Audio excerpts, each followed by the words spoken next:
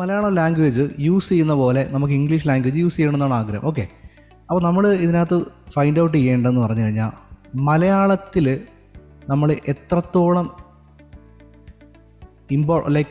Usage ചെയ്യുന്നുണ്ട്.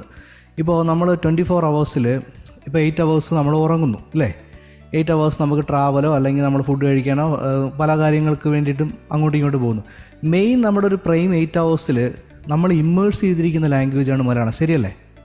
അപ്പം നമ്മൾ ഇതേപോലെ മലയാളം യൂസ് ചെയ്യുന്ന പോലെ നമുക്ക് ഇംഗ്ലീഷ് യൂസ് ചെയ്യാൻ സാധിക്കണമെങ്കിൽ മലയാളം നമ്മൾ കേൾക്കുന്ന പോലെ കാണുന്ന പോലെ like what to say listening അല്ലെങ്കിൽ യൂസിങ്, അതുപോലെ ടോക്കിംഗ്, ഓക്കെ, വാച്ചിങ്, നമ്മുടെ കംപ്ലീറ്റ് സറൗണ്ടിങ്സിൽ നമ്മൾ ഇംഗ്ലീഷിനെ കൊണ്ടുവരണം.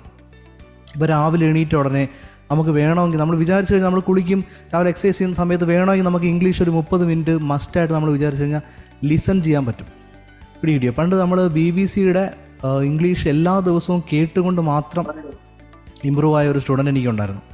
അപ്പോൾ ഇത് ഇവിടെ ചെയ്യുമ്പോൾ എന്താ, നമ്മൾ മലയാളം ഒരു ഫുൾ ടൈം കേൾക്കുന്നുണ്ട്, അതുപോലെ നമുക്ക് ഇംഗ്ലീഷിനെ കൊണ്ടുവരാൻ സാധിച്ചു കഴിഞ്ഞാൽ വളരെ വേഗം ഇമ്പ്രൂവ് ആവും.